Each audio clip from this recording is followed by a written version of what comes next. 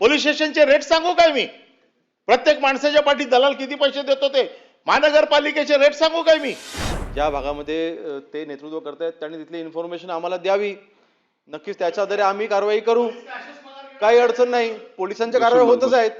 पण त्याच्यामध्ये आपल्याकडे जी इन्फॉर्मेशन आहे ती आपण आम्हाला द्यावी.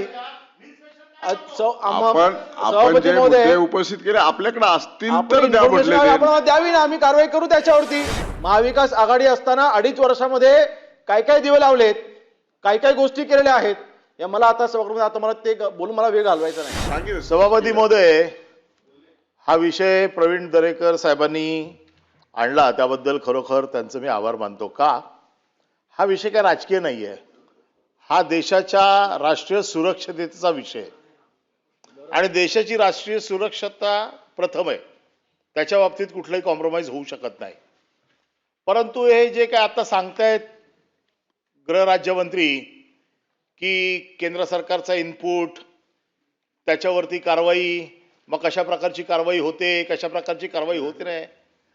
अहो, मुंबईमध्ये पोलिसांना आणि महानगरपालिकेला काय माहित नाही असं कधी झालंय? कुठली वस्ती अशी आहे की जिकडे बांगलादेशी नाही आहेत? जिथे जिथे झोपडपट्ट्या बांधल्यात आणि ज्या झोपडपट्ट्यांमध्ये कारखाने चालतायत त्यांची मोडस ऑपरेंडी काय? की झोपडपट्टीमध्ये सगळ्या झोपडपट्ट्या मुंबईतल्या बघा, वरचा खालचा माळा मालक राहतो, वरचे 2 माळे हे भाड्याने देतो, दुसऱ्या माळ्यावरती कारखाना, मग तो कारखाना कपड्याचा असेल, तो कारखाना जेम्स अँड ज्वेलरीचा असेल, तो कारखाना वेगवेगळ्या हँडमेड असेल, जरीचा असेल, हे सगळे इमिटेड ज्वेलरीचे असतील, हे सगळे कारखाने वेगवेगळ्या मुंबईमध्ये वस्त्यांमध्ये आहेत आणि तिथेच सगळे बांगलादेशी कामगार आहेत. हे काय पोलिसांना माहित नाही? हे काय महानगरपालिकेला माहित नाही? ए आय कार्ड तपासू, आधार कार्ड तपासू, हे तपासू, तिकडचे काय दलाल माहित नाहीत? हे काय उत्तर देत आहेत इकडे? हा काय आंतरराष्ट्रीय विषय आहे का की गोलमेज टेबलावरती नेऊन तो सोडवायचा आहे? अरे लोकल पोलिसाला सांगितलं तर 15 दिवसात साफ करून टाकतील. 15 दिवस पण नाही लागणार. आज सगळे धंदे जे आहेत, जसं तुम्ही सांगितलं बांधकाम व्यवसायामध्ये आज ते लोक आहेत, आज जेम्स अँड ज्वेलरीमध्ये ते लोक आहेत, आज फुलांचं मुंबईमध्ये डेकोरेशन चालते त्याच्यामध्ये ते लोक आहेत, मच्छी ते लोक विकतायत, आज फेरीवाले ते लोक आहेत. हे काय पोलिसांना माहित नाही? हे महानगरपालिकेला माहित नाही? हा राज्य कोणाचं पण असू देत, या यंत्रणा तर त्याच आहेत ना. आज मी आहे राज्यावरती, उद्या तुम्ही आहात, पण यंत्रणा तर त्याच आहेत ना. यात यंत्रणांना काय माहित नाही का हे कोण आहेत ते? आणि म्हणून आज तुमचेच लोक आरोप करतायत की भारतीय जनता पक्षाच्या कार्यकर्त्याला दम देत आहेत तुमचं सरकार, आणि दम तुम्ही खाताय आणि सभागृहात येऊन सांगताय की आम्ही दम खातोय म्हणून. हे फार गंभीर आहे. हा जो विषय राष्ट्रीय सुरक्षेचा विषय, 2-5 बांगलादेशी इथे राहिले मोठा विषय नाही आहे, पण त्याच्यात 2-4 अतिरेकी आले बांगलादेशातनं आणि देशात जर घातपात घडवून गेले तर फार मोठा विषय आहे. नीट समजून घ्या विषयाचं गांभीर्य. हे राजकारण म्हणून या विषयाकडे बघू नका. हा विषय देशाचा राष्ट्रीय सुरक्षेचा विषय, आपल्या आणि बांगलादेशचे संबंध जे काही ताणलेत त्या दृष्टिकोनातनं या विषयाकडे बघितलं पाहिजे. आज किरीट सोमय्याला तर तुम्ही आता काय काम ठेवलं नाही, अर्धे सगळे नेले तिकडे, ते आपले घेऊन फिरतायत सगळीकडे. अरे त्यांना माझ्या बरोबर पाठवा, मी असेच 2000 लोक शोधून देतो एका दिवसात, असेच देतो. बँड्रापासून अंधेरीपर्यंत तुम्ही माझ्या बरोबर चला, मी तुम्हाला 2 दिवसात 2000 लोक शोधून देतो. प्रवीण दरेकरला काय माहित नाही आपल्या भागात कुठे आहेत ते? मुंबई जे राहणाऱ्या लोकांना माहित नाही कुठे राहतात ते? हे सगळ्यांना माहिती आहे. पण ह्याला राजकीय विषय करू नका. आणि जर करायचाच असेल हा विषय तर माझी स्पेसिफिक मागणी आहे. आज डान्स बार मध्ये मुली कोण नाचते? तो बांगलादेशातल्या मुली नाचत नाही. पण आता मी कोणाला प्रश्न विचारू डान्स बारचा? ज्यांच्या डान्स बार वरती कारवाई करतात पोलीस, आता त्याच्यामध्ये बांगलादेशी मुलगी नव्हती सापडली, आता त्यांच्याचकडनं उत्तर घ्यायचं आम्ही. सभागृहाचं तुम्ही नीट पावित्र्य जपा. या सभागृहाचा उपयोग राष्ट्रीय सुरक्षतेसाठी झाला तर तो जास्त सोयीचा आहे. हा राजकीय विषय नाही. माझा साधा प्रश्न आहे, तुम्ही टास्क फोर्स तयार करा, अतिशय डीपली जाऊन प्रत्येक झोपडपट्ट्यांमध्ये, प्रत्येक वस्त्यांमध्ये त्यांची एकदम सखोल तपासणी झाली पाहिजे. याला कोम्बिंग ऑपरेशन म्हणतात. कोम्बिंग ऑपरेशन केलं पाहिजे याच्यामध्ये नुसते तुमचे आधार कार्ड आणि कागदपत्र तपासून होणार नाहीयेत. उद्या ह्याच्यामध्ये किती क्रिमिनल्स आहेत. तुम्ही जरा आर्थर रोड पासून सेशन कोर्टात ज्या गाड्या येतात त्या गाड्यांच्या इकडे जरा उभे राहा, तुम्हाला आपोआप सापडतील किती बांगलादेशी आलेत. ते सांगत पडलेत आम्ही बांगलादेशी आहे म्हणून. ते सगळे सांगतात आम्ही भारतीय आहोत म्हणून. आता किती लोक वेगवेगळ्या पदावर आलेले आहेत. आता ते म्हणतात की जिंकले जास्तीत जास्त मतदार याच्यावरती. आता 288 मध्ये 2.5 तर तुम्हीच जिंकलेत. आता का त्यांच्या मतावर जिंकले? आमच्यासाठी काही ठेवलंच नाही. मग कोणाच्या मतावर जिंकले? त्याच्यामुळे हा विषय राजकीय नाहीये. या विषयात माझी सरकारकडे एकच मागणी आहे की हा विषय घ्यायचा असेल पुढच्या 3 महिन्यात सरकारने स्पेशल टास्क फोर्स करावा.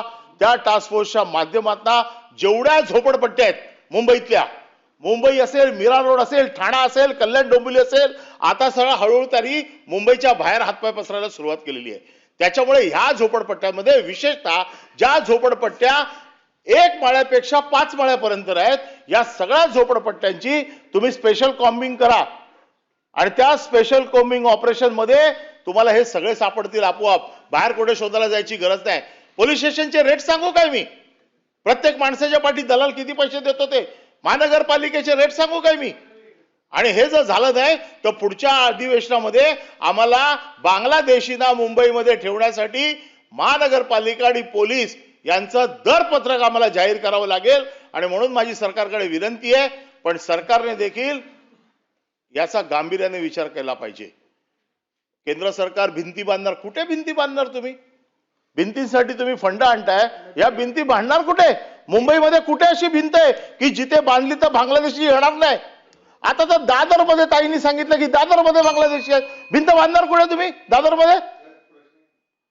प्रश्न नाही, प्रश्न तर विचारतोच आहे, पण प्रश्न कोणाला विचारायचा हा प्रश्न आहे. प्रश्न ज्यांना विचारतोय त्यांनी देखील मनाचा आता मोठेपणा दाखवला पाहिजे.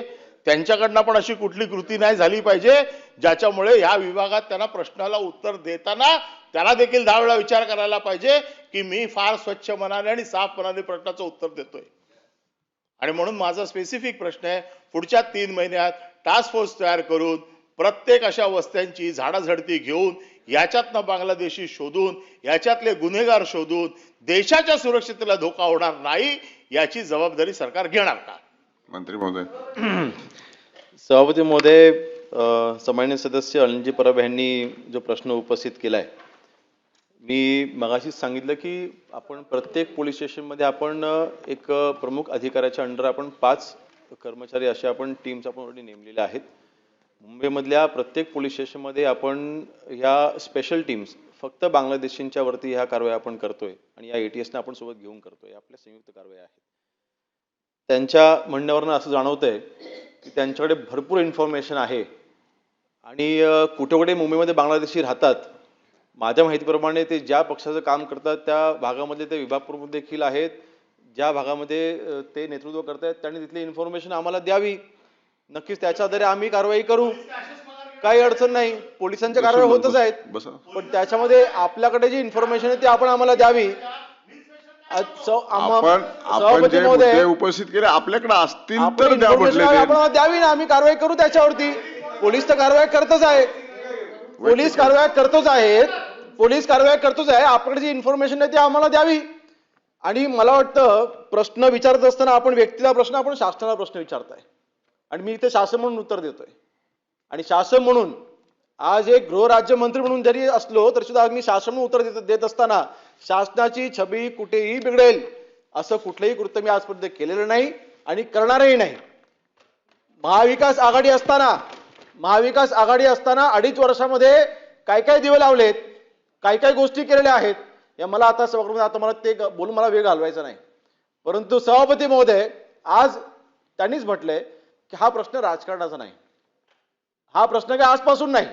मी मगाशी म्हटलं 1 वर्षापासून ते 40 वर्षापर्यंत, 40 वर्षापासून जे बांगलादेशी राहत आहेत, मग त्यांचे सरकार असताना बांगलादेशी आले ना, त्यावेळेला तुम्ही किती कारवाई केल्या? तो मगाशी मी आकडा सांगितला.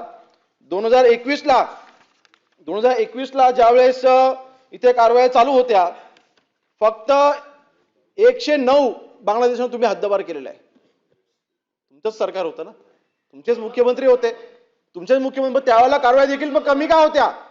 मग तेव्हा तुमच्याकडे इन्फॉर्मेशन नव्हती का? काय सभापती महोदय, माझं म्हणणं फक्त एवढंच आहे. मग 2021ला 109 हद्दपार केले, 2025 आपण 2376 आपण हद्दपार केलेले आहेत. कारवाया कोणी जास्त केल्या? मला राजकारणामध्ये जायचं नाही, परंतु ह्या कारवाई करत असताना आज आमच्या अंडर असलेला पोलीस विभाग अतिशय तत्परतेने काम करते. ह्याच्यामध्ये अर्थातच नागरिकांचं देखील सहकार्य लाभणार आहे. मी मगाशी म्हटलंय, इन्फॉर्मेशन बेस्ड आपण ह्या कारवाई करतोय. दिसला समोर आणि त्याला बांगलादेशी वाटला आणि पाठवून दिला असं होत नाही ना. त्याला संशय आल्याच्या नंतर त्याचं डॉक्युमेंटेशन आपल्याला व्हेरीफाय करावं लागतं. आज तो आधार कार्ड घेऊन बसलाय पश्चिम बंगालचं. मग आधार कार्ड पश्चिम बंगालच्या सरकारकडे आपण पत्रव्यवहार करतो, त्या आधार कार्डचं व्हेरिफिकेशन आपण करतो. तरी सुद्धा आता केंद्र शासनामार्फत आपल्याला जे आता मुभा मिळाली की गुन्हा दाखल केल्याशिवाय आपण कारवाई करू शकतो. आपण त्याच्यामध्ये काही आता मी कुठल्या आधारे आपण त्यांचं व्हेरिफिकेशन करतो की आपण ती खात्री पटवतो, मी त्या गुप्त माहिती मी आता इथे फ्लोरवरती मला मी बोलू इच्छित नाही, पण खासगी नक्की आपल्याला सांगेन. परंतु आपल्या ज्या वेळेला यांची खात्री पटते की ही व्यक्ती बांगलादेशी आहे, आपण थेट त्यांना आपण बीएसएफच्या आपण ताब्यात देतोय. आणि ह्या सर्व कारवाया मला वाटतं मागचा आपण रेकॉर्ड जर का पाहिला तर मागच्या 4-5 वर्षामध्ये ज्या कारवाया होत आहेत त्या अतिशय अग्रेसिव्हरित्या आपण तत्परतेने करतोय. मनीषा नाही, टास्क फोर्स मी ऑलरेडी मागाशी म्हटलं की नक्कीच या बाबतीमध्ये ऑलरेडी आपण एटीएस मार्फत आणि मुंबई पोलिसांची आपण एकत्रित टीम केलेली आहे. पण टास्क फोर्सची आवश्यकता नक्कीच जर का आवश्यक असेल आपण टास्क फोर्सची देखील स्थापना आपण करू.